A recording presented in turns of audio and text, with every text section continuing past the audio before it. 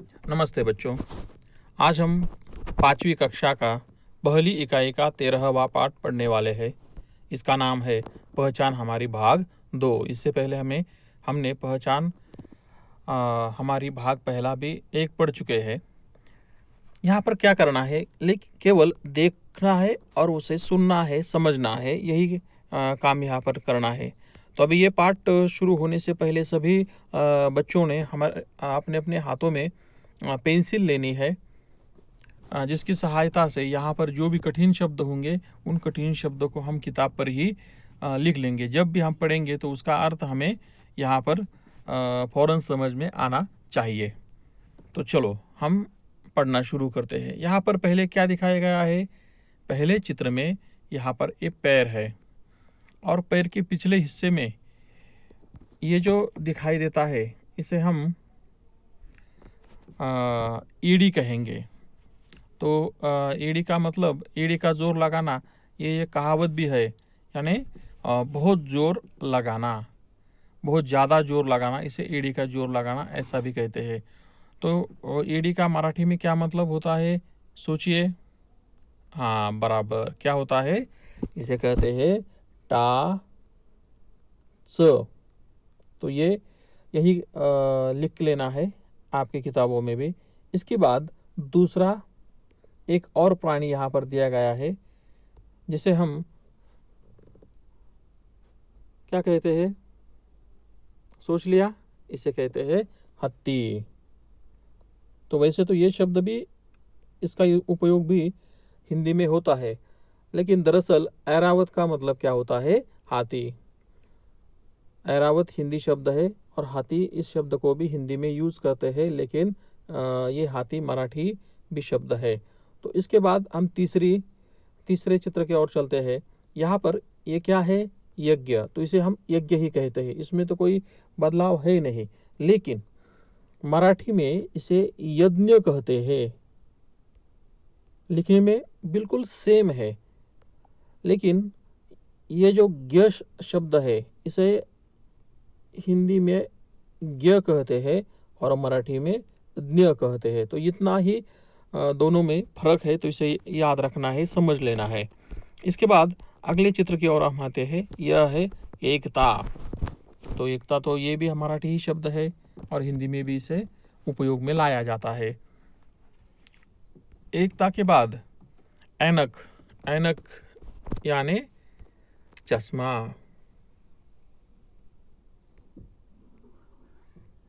चश्मा, इसे हम ऐनक कहते हैं।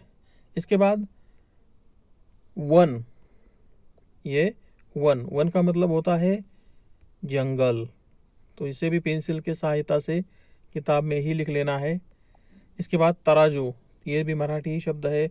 इसके बाद है विज्ञापन। तो इसे क्या कहेंगे मराठी में? जाहिरात। जाहिरात। तो ये शब्द यहाँ पर लिख लेना है।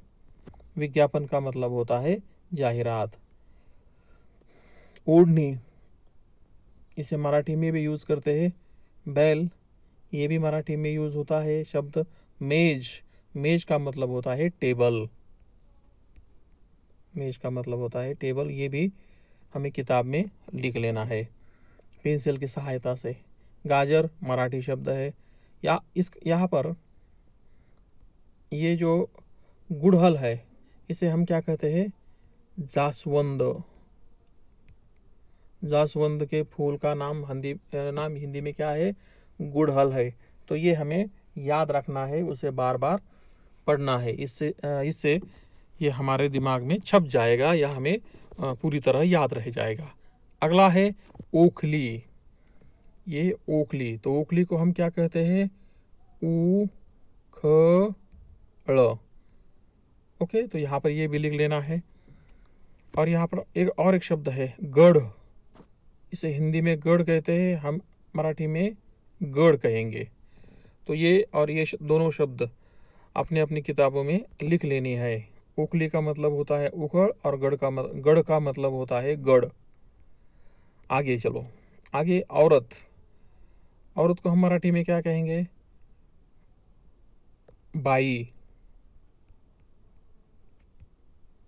या फिर और एक शब्द है, बाई शब्द तो शायद गलत होगा, इसके बजाय हम यहाँ पर औरत को स्त्री कह सकते हैं, ये भी हिंदी में यूज़ होता है। इसके बाद हिंदी में इसके लिए और एक शब्द है महिला, तो ये दोनों भी अर्थ यहाँ पर लिख लेने हैं। इसके बाद यहाँ पर है झरोखा, तो ये भी मराठी में यूज़ करने वाले यूज़ होने वाला यह शब्द है। झरोखा का मतलब होता है कि खिड़की का ऊपरी हिस्सा, खिड़की का ऊपरी हिस्से को झरोखा कहते हैं। ठीक है। उसके बाद है सरोता, सरोतों को हम मराठी में क्या कहते हैं, अड़किता, तो इसको लिख लेना है सभी ने, अड़किता। ओके, अड़किता।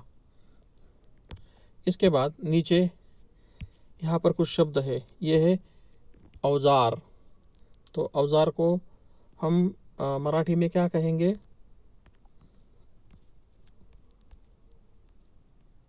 हत्यारे किंवा हत्यार म्हणजेच औजार। तो आगे देखते हैं, यहाँ पर झरना, झरना को क्या कहेंगे, झरा। इसके बाद में कौन सा शब्द है, सहीजन, सहीजन, इसे हम मराठी में कहते हैं शेवग्या,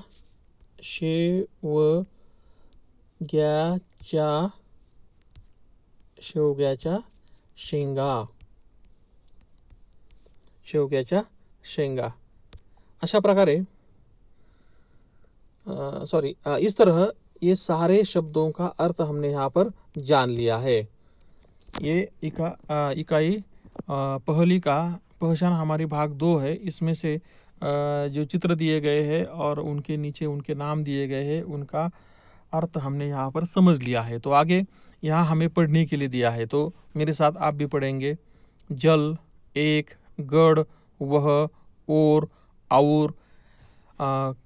कमल, करतल, अनपढ़, जगमग, अचरज, आजकल, ऐसा, काला, पीला, झाड़ी, लीची, चातक, अज्ञात, एकता, पपीता, सुदूर, शहतूर, अनुसूची, कुतूहल, मेवे, जैतून, थैले, टोपी, दौड़ी, तौलो, कचौड़ी, कैकेयी, वैदेही, शैलेश, कैनेडी, चौकोर, नौरोजी और चौकोन। इस प्रकार के शब्द को हमें यहाँ पढ़ने का सराव भी होता है। इसके बाद अब और कुछ शब्द हम यहाँ पर देखेंगे जो इसी का हिस्सा है।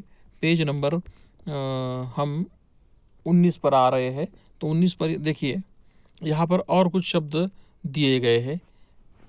यहाँ पर है ऋषभ, ऋषभ का मतलब होता है गाय, तो ये भी लिख लेना है, ऋषभ यानी गाय, वृक्ष यानी पेड़, मराठी में झाड़ कहेंगे। उसके बाद आगे ये तो ऋण है, तो इसे भी हम मराठी में ऋण कहते हैं। अब समझ लीजिए कि इसे हम क्या कहते हैं, इस चिन्ह को हम धन कहते हैं, इसके बाद इस चिन्ह को हम ऋण कहते हैं। ये गणित में हमने पढ़ लिया है। उसके बाद षटकोण को षटकोण ही कहेंगे, भवन को भवन ही कहेंगे। ये भी हमारे यहाँ काफ़ी इस्तेमाल होने वाला शब्द है। हम अगर नगर को जाते हैं, नासिक को जाते हैं, तो वहाँ काफ़ी ज़्यादा भवन हमें दिखाई देंगे, जैसे राजीव गांधी भवन, महात्मा गांधी भवन, और भी कुछ पक्षों के कार्यालय होते हैं, उनके नाम भी भवन से दिए जाते हैं, तो वो हमें समझ लेना है।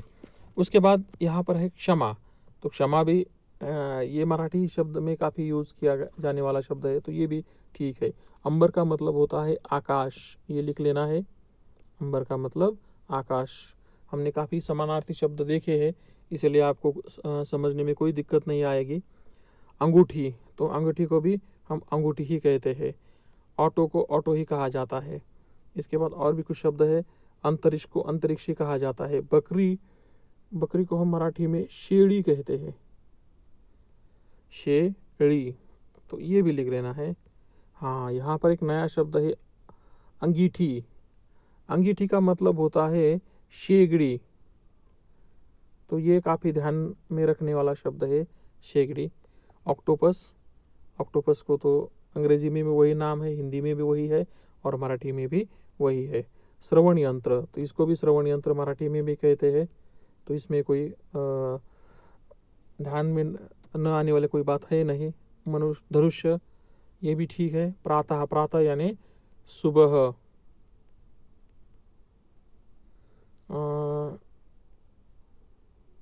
सुबह,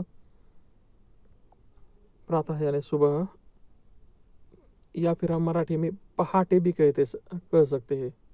पहाटे, प्रातः का मतलब ज़्यादातर सुबह ही लेते हैं। पहाटे, पहाटे, इसके लिए शब्द एक और है, उसे भोर कहते हैं। उसे भोर कहते हैं। शायद आप बाजू में लिख ले तो कोई दिक्कत नहीं। हाँ, इसके बाद श्रवण कुमार, श्रावण कुमार को श्रवण कुमार हिंदी में कहते हैं। संगणक को संगणक कहते हैं। समाचार पत्र को समाचार, धनादेश को धनादेश ही कहते हैं। तो अंग्रेजी में इसे चेक कह के पुकारा जाता है। और इस प्रकार से ये पूरे शब्द यहाँ पर हमने देख लिए, इनके अर्थ भी देख लिए हैं। आखिर हमें यहाँ कुछ और शब्द दिए गए हैं जो हमें पढ़ना है, तो मेरे साथ सभी पढ़े। तब, क्षण, अंग, श्रम, धन, मठ, सत्र, ऑन, ऑफ, आँख, अतः, नमः, नयन, ऋषभ, बॉल, हॉल, बोनो, बाजरा, तालाब, बिहारी, बेचैन, त्रिवेणी, अमृत, चूड़ियाँ, अनुकूल, वांग्मय, षटकार, बंटी, कंघा, अंडा, पंप, पंख, कंठ, पंछी, अंजीर, अंकिता, अचंभा, अंगूर, बंधन, गुम्फन, झंझावात, और आखिर में है पंढरपुर। तो इस प्रकार यह पाठ यहाँ पर ही पूरा होता है। आपने सभी ने फिर से एक बार सारे शब्दों को पढ़ना है, अर्थ को लिख लेना है। ठीक है।